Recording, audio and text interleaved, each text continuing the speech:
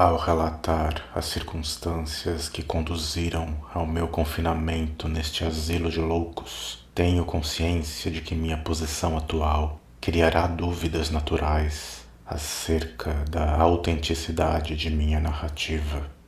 É grande infortúnio o fato de que o grosso da humanidade seja limitado demais em sua visão mental para pesar com paciência e inteligência esses fenômenos isolados, vistos e sentidos apenas por uma minoria psicologicamente sensível, os quais jazem fora de toda a experiência comum. Homens de intelecto mais amplo sabem que não existe nenhuma distinção precisa entre o real e o irreal, que todas as coisas aparecem como tais apenas em virtude dos delicados meios psíquicos e mentais de cada indivíduo, por meio dos quais nos tornamos conscientes delas. Mas o materialismo prosaico da maioria reputa como loucura os lances de visão superior que perfuram o véu comum do empirismo óbvio.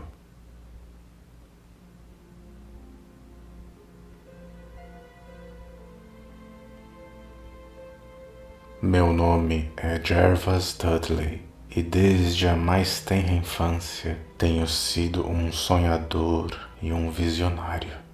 Rico para além das necessidades de uma vida comercial e de um temperamento inapto para os estudos formais e o recreio social daqueles com quem me relaciono, tenho lidado desde sempre em reinos que não pertencem ao mundo visível, passando minha juventude e minha adolescência debruçado sobre livros antigos e pouco conhecidos, e a percorrer os campos e bosques das cercanias de meu lar ancestral.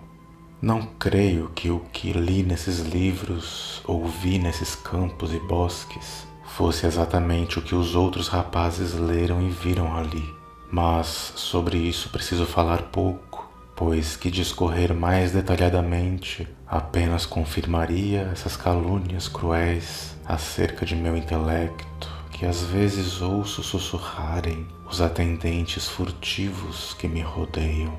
Basta-me relatar os eventos, sem analisar as causas. Disse que vivi afastado do mundo visível, mas não disse que vivi sozinho.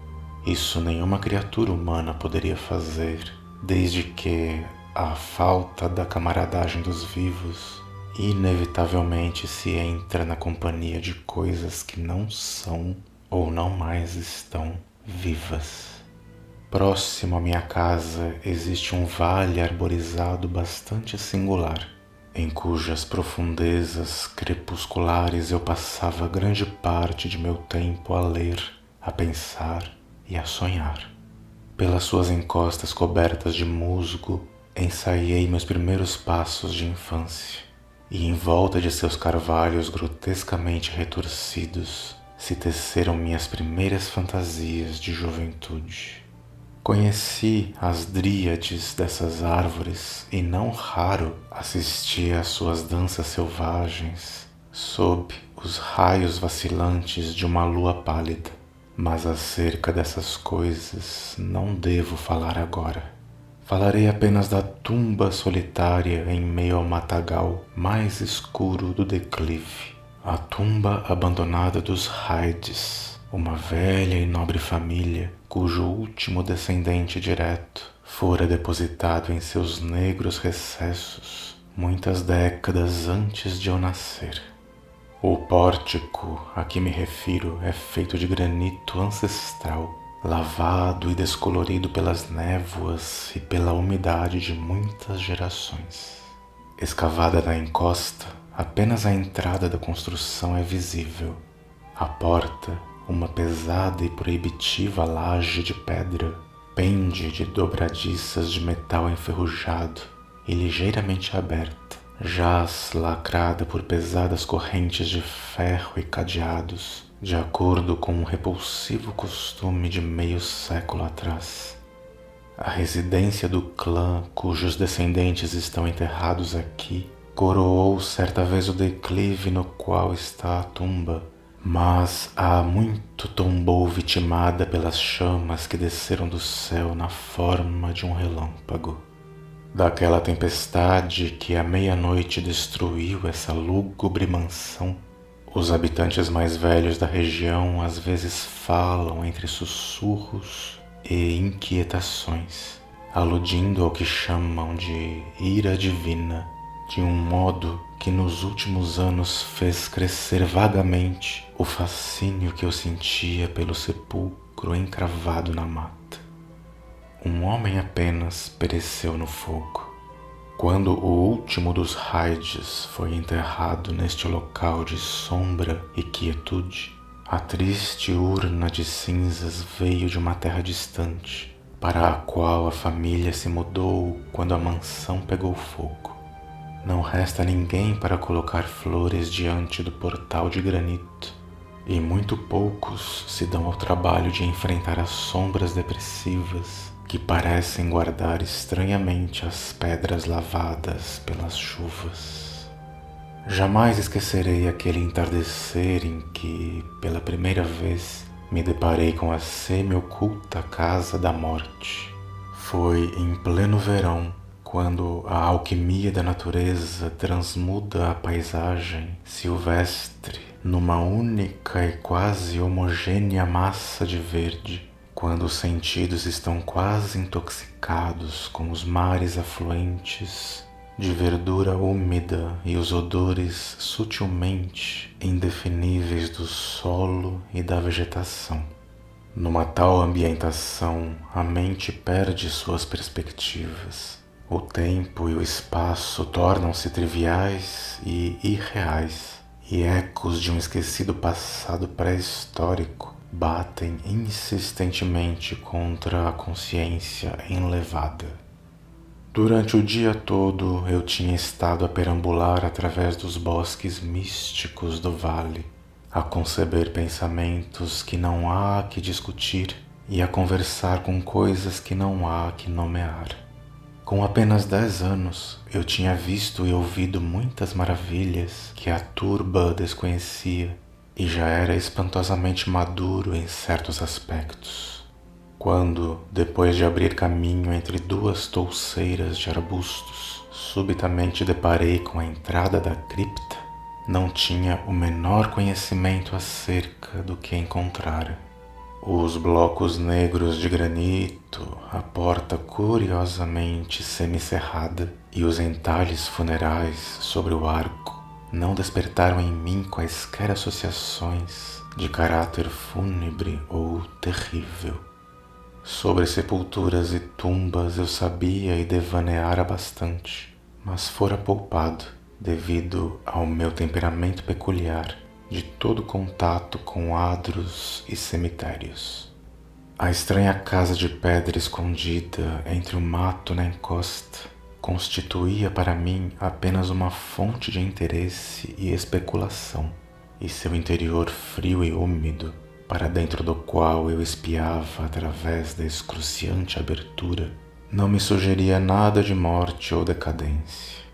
Mas naquele instante de curiosidade nasceu o desejo loucamente irracional que me trouxe até este inferno de confinamento. Espicaçado por uma voz que deve ter vindo da alma medonha da floresta, tomei a decisão de penetrar na escuridão que me convocava, a despeito das pesadas correntes que impediam minha passagem. Na luz evanescente do dia, chacoalhei insistentemente os obstáculos enferrujados, na esperança de abrir a porta de pedra, e até mesmo experimentei espremer meu corpo magro através do pouco espaço disponível, mas essas tentativas não surtiram efeito. Curioso no início, tornei-me frenético, e quando ao anoitecer retornei à casa, jurara aos 100 deuses da mata que a qualquer custo um dia haveria de forçar minha entrada nas profundezas escuras e gélidas que pareciam me chamar. O médico de barba grisalha que todos os dias vem até meus aposentos Certa vez disse a um visitante que essa decisão marcou o começo de uma lamentável monomania, mas deixarei o julgamento final a cargo de meus leitores depois que souberem de tudo. Os meses subsequentes à minha descoberta foram gastos em tentativas fúteis de forçar o complicado cadeado da cripta semicerrada, bem como em perquirições cuidadosas e vigilantes acerca da natureza e da história da construção. Com os ouvidos tradicionalmente receptivos de um menino, aprendi muito, embora uma descrição habitual não me permitisse contar a ninguém sobre o meu conhecimento ou minha resolução. Será talvez importante mencionar que não fiquei nem um pouco surpreso ou aterrorizado com a natureza do pórtico. Minhas ideias bastante originais acerca da vida e da morte tinham me levado a associar, de maneira vaga, a argila fria com o corpo que respira, e senti que a grande e sinistra família da mansão incendiada estava de algum modo dentro do espaço de pedra que eu procurava explorar. Lendas murmuradas acerca de ritos exóticos e festins pagãos de épocas passadas, ocorridos dentro do vestíbulo ancestral, despertaram em mim um novo e irresistível interesse pela tumba, em frente a cuja porta eu me sentaria durante horas diariamente. Um dia acendi uma vela diante da entrada obstruída, mas nada pude ver a não ser um lance descendente de degraus de pedra úmida. O odor do lugar me repelia e ao mesmo tempo me enfeitiçava. Sentia como se já o tivesse conhecido num passado remoto, anterior a toda lembrança, anterior mesmo à habitação deste corpo que agora possuo. No ano seguinte àquele em que vi a tumba pela primeira vez, deparei-me no sótão cheio de livros de minha casa com uma tradução corroída das Vidas de Plutarco. Ao ler a vida de Teseu, fiquei por demais impressionado com a passagem em que se fala da enorme pedra sob a qual o menino herói haveria de encontrar as pistas sobre seu destino assim que se tornasse adulto o suficiente para erguer o grande peso. A lenda teve o efeito de aplacar minha aguda impaciência em atravessar o portal, fazendo-me sentir que a hora ainda não chegara. Mais tarde eu disse a mim mesmo: crescerei e adquirei força e habilidade que me permitirão destrancar facilmente a porta que os grilhões encerram. Mas até lá seria melhor me conformar com o que me parecia ser a vontade do destino. Com efeito, minhas vigílias diante do portal úmido tornaram-se menos persistentes, e grande parte do meu tempo era despendida em outras atividades igualmente estranhas. Às vezes eu me levantava em silêncio durante a noite, saindo às escondidas para andar por esses cemitérios ou locais de sepultamentos, dos quais meus pais me mantiveram afastado. O que eu fazia lá não posso dizer, pois agora não estou seguro de algumas coisas. Mas sei que no dia seguinte a essas rondas noturnas, eu costumava pasmar os que me cercavam, exibindo conhecimento de assuntos quase esquecidos durante muitas gerações. Foi depois de uma noite dessas que surpreendi a comunidade com uma ideia inusitada acerca do enterro do rico e celebrado Squire Brewster, personagem da história local que fora sepultado em 1711 e cuja lousa, exibindo um crânio gravado e ossos cruzados, ia lentamente se transformando em pó. Num lance de fantasia infantil, aventei não somente que o coveiro Goodman Simpson teria roubado os sapatos de fivelas de prata, as calças de seda e as roupas de baixo de cetim do falecido antes do enterro, mas que o próprio Squire, não totalmente inanimado, teria se virado 2 vezes em seu caixão coberto de terra no dia seguinte ao do sepultamento. Mas a ideia de entrar na tumba nunca me saiu da cabeça, sendo mesmo estimulada pela inesperada descoberta genealógica de que minha ascendência materna mantinha um ligeiro vínculo com a supostamente extinta família dos Hydes. Último de minha raça paterna, eu era igualmente o último dessa linhagem mais antiga e mais misteriosa. Comecei a sentir que a tumba era minha e a esperar ansiosamente pelo momento em que poderia atravessar a porta de pedra e descer na escuridão por aqueles degraus de pedra lodosa.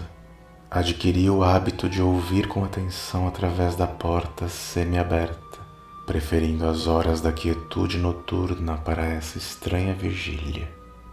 Quando adquiri mais idade, abri uma pequena clareira no matagal que recobria a face do declive, permitindo que a vegetação circundante cercasse e envolvesse a abertura como uma espécie de cerca viva selvagem. Essa clareira se tornou meu templo, a porta fechada, meu santuário, e era aqui que eu me deitava sobre o solo musgoso, a pensar estranhos pensamentos e a sonhar sonhos estranhos. A noite da primeira revelação estava bastante abafada. Devo ter adormecido de cansaço, pois foi com uma clara sensação de despertar que ouvi as vozes. Hesito em falar desses acentos e timbres. Não falarei de sua qualidade, mas posso dizer que apresentavam espantosas diferenças de vocabulário, pronúncia e modos de enunciação. Cada matiz dialetal da Nova Inglaterra, desde as ásperas sílabas dos colonos puritanos até a retórica precisa de 50 anos atrás, parecia representado naquele colóquio sombrio, conquanto somente mais tarde eu notasse esse fato. Naquela hora, de certo, minha atenção foi desviada desse aspecto por um outro fenômeno, um fenômeno tão fugaz que eu não poderia jurar acerca de sua realidade. Mal me dei conta de ter despertado, uma luz foi imediatamente apagada dentro do sepulcro escuro. Não creio que fiquei perplexo ou apavorado, mas sei que fui transformado profunda e permanentemente naquela noite. Logo que voltei a casa, dirigi-me imediatamente a uma arca carcomida no sótão, onde encontrei a chave que no dia seguinte removeu com facilidade o obstáculo contra o qual me bati em vão durante tanto tempo. Foi sob o brilho de um suave entardecer que entrei pela primeira vez na cripta da encosta abandonada. Como se enfeitiçado, meu coração vibrava de um contentamento que não sei descrever. Assim que fechei a porta atrás de mim e desci os degraus, encharcados à luz de uma vela, era como se eu já soubesse o caminho. E, embora a vela crepitasse na atmosfera sufocante do lugar, eu me sentia singularmente em casa, naquele ar mofado e sepulcral. Olhando ao meu redor, avistei muitas lajes de mármore sustentando esquifes ou os restos de esquifes. Alguns estavam lacrados e intactos, mas outros se tinham quase desfeito, deixando apenas as alças de prata e as placas isoladas em meio a alguns montículos singulares de pó. Sobre uma das placas li o nome de Sir Geoffrey Hyde, o qual viera de Sussex em 1640 e morrera aqui uns poucos anos mais tarde. Numa alcova conspícua havia um caixão desocupado e bastante bem preservado, adornado apenas com um nome que me fez sorrir e estremecer. Um impulso inusitado me levou a subir na laje larga, a apagar minha vela e a me deitar dentro da caixa vazia. À luz cinzenta da aurora, cambaleei para fora da cripta e tranquei a corrente da porta atrás de mim. Já não era mais um jovem, embora apenas 21 invernos houvessem esfriado minha estrutura corpórea. Aldeões madrugadores que observavam minha caminhada até a casa olhavam-me de maneira estranha e espantavam-se com os sinais de obscena euforia que descobriam num homem cuja vida era conhecidamente solitária e austera. Não compareci perante meus pais sem antes passar por um sono longo e restaurador. Desde então passei a ir à tumba a cada noite, vendo, ouvindo e fazendo coisas que não devo jamais recordar. Meu modo de falar, sempre suscetível às influências do ambiente, foi a primeira coisa a sucumbir à mudança, e o arcaísmo de dicção que subitamente adquiri foi logo notado. Mais tarde, um atrevimento e uma audácia inesperados apareceram em meu comportamento, até que inconscientemente comecei a tomar os modos de um homem do mundo, não obstante meu passado de reclusão. Minha língua, silenciosa de costume, deslizava com a graça fácil e volúvel de um Chesterfield ou com o cinismo ateu de um Rochester.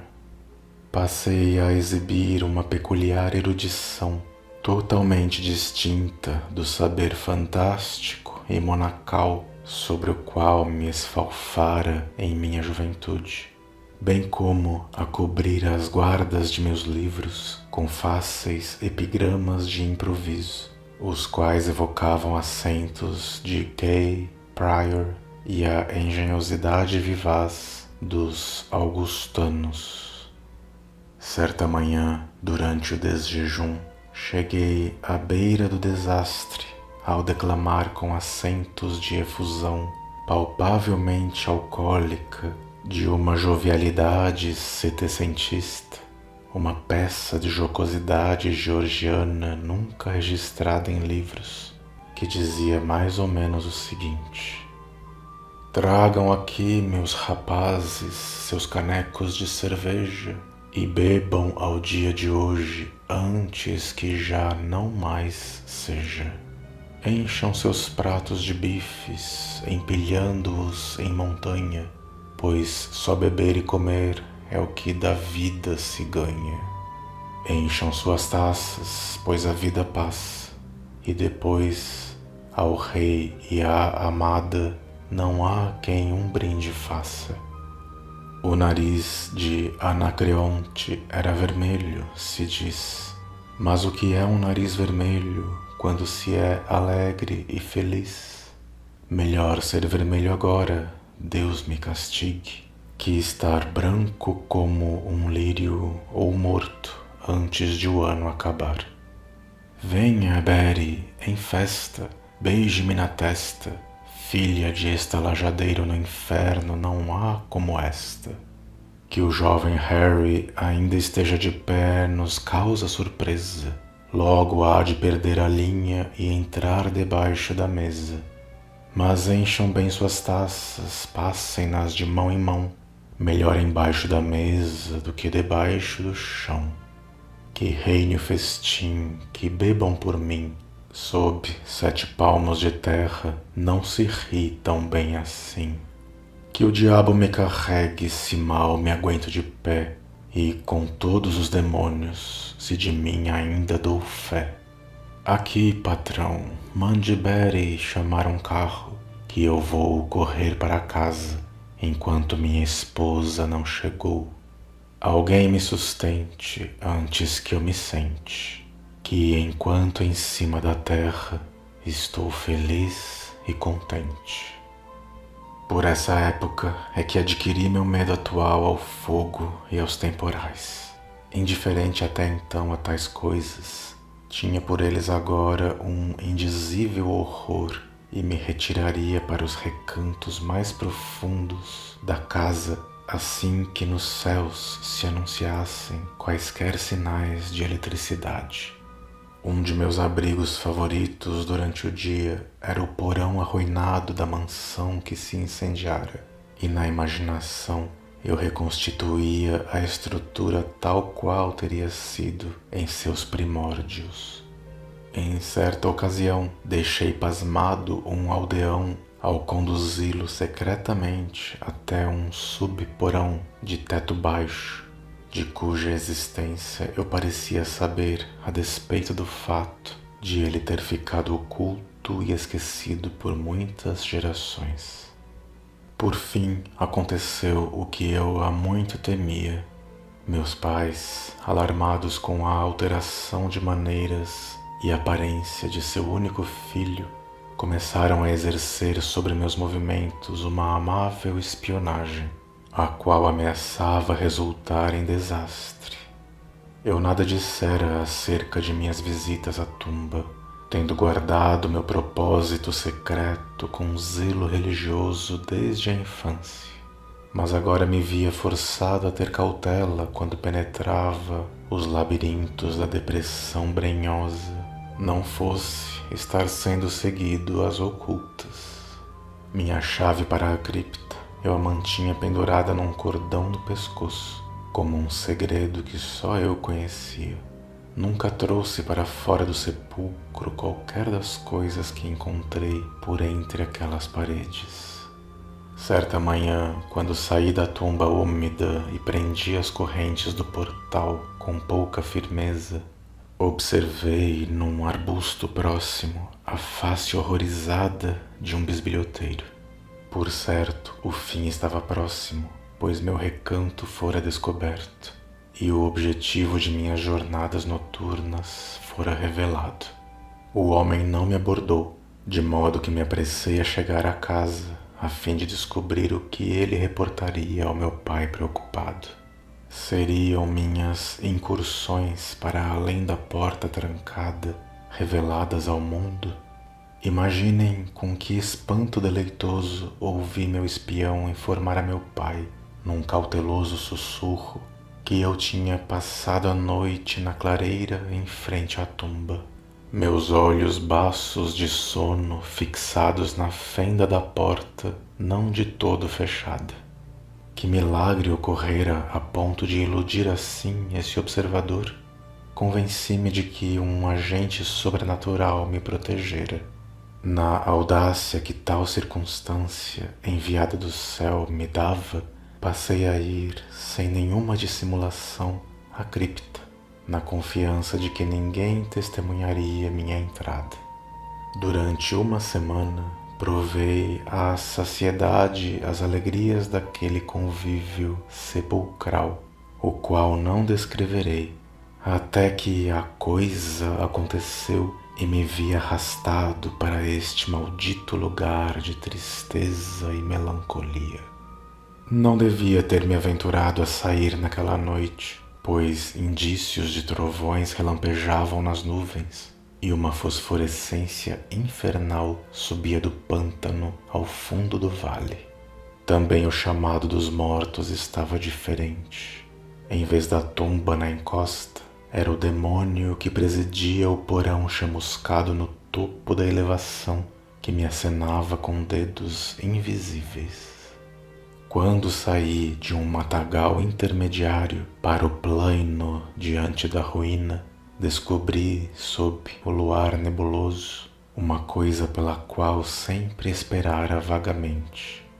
A mansão, destruída havia um século, mais uma vez se erguia no alto como uma visão arrebatadora, todas as janelas a brilhar com o esplendor de muitas velas.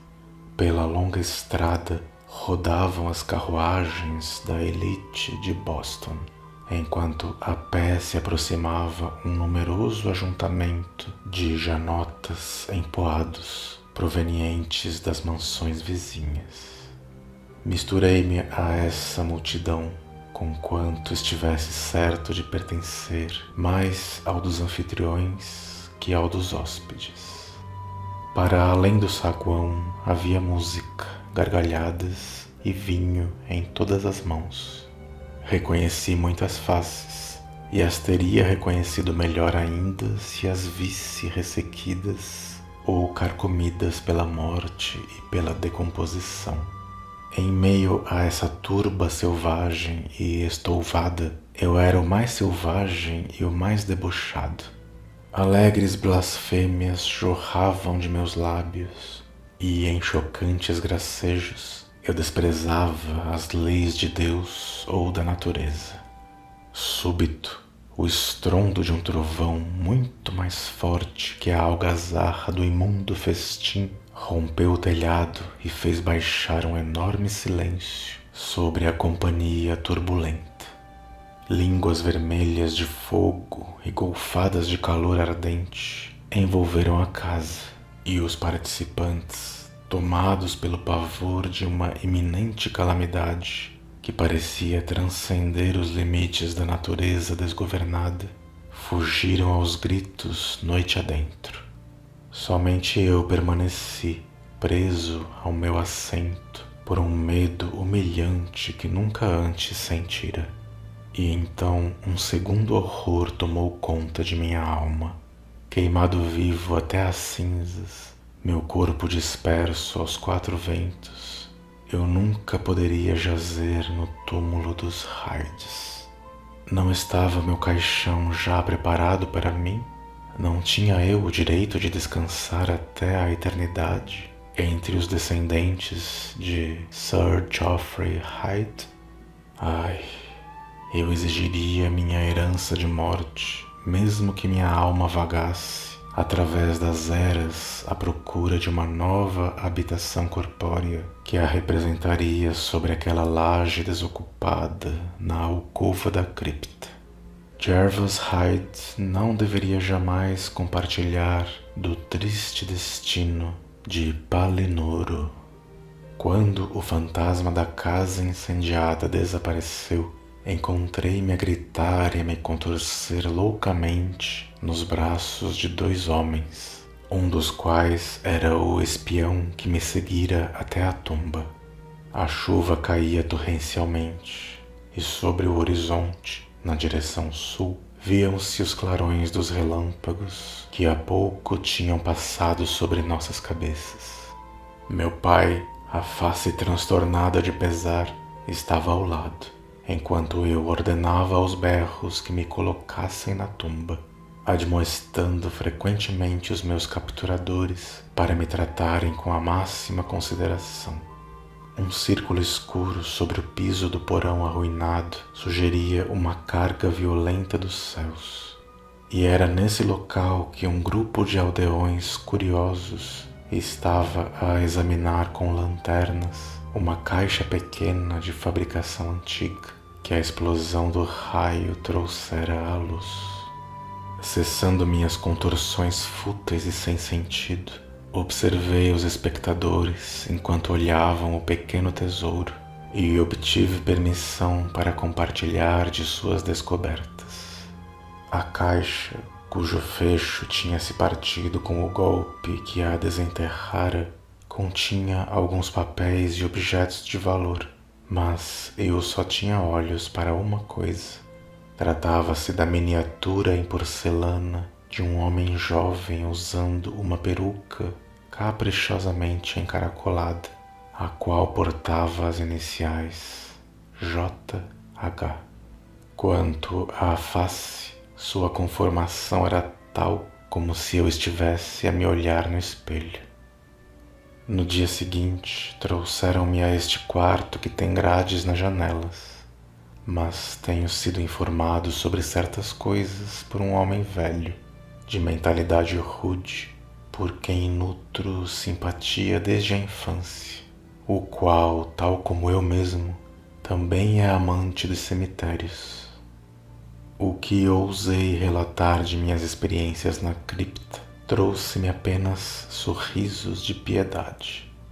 Meu pai, que me visita com frequência, assevera que em tempo algum atravessei o portal lacrado pelas correntes e jura que, quando o examinou, o cadeado enferrujado tem estado como sempre esteve ao longo de 50 anos. Chega mesmo a dizer que toda a comunidade sabia de minhas idas ao túmulo e que eu era muitas vezes vigiado enquanto dormia na clareira da encosta, meus olhos semicerrados fixos na fenda que conduz ao interior. Contra essas afirmações não tenho nenhuma prova tangível, até porque a chave para o cadeado se perdeu na luta durante aquela noite de horrores. As coisas estranhas do passado que aprendi durante aqueles encontros noturnos com os mortos, ele as reputa como meros frutos de minha vida pregressa, de onívora perscrutação sobre volumes antigos da biblioteca da família. Não fosse pelo meu velho serviçal Hiram, eu hoje estaria convencido de minha loucura. Mas Hiram, leal até o fim, conservou sua fé em mim e fez aquilo que me impele a trazer a público pelo menos uma parte de minha história. Há uma semana, ele quebrou o cadeado que prende a porta da tumba em sua posição perpetuamente semicerrada e desceu com uma lanterna até as profundezas sombrias. Sobre uma laje, numa alcova, encontrou um velho, mas ainda vazio caixão, cuja inscrição deslustrada contém uma simples palavra: Jervas. Nesse caixão e nessa cripta é que me prometeram que serei enterrado.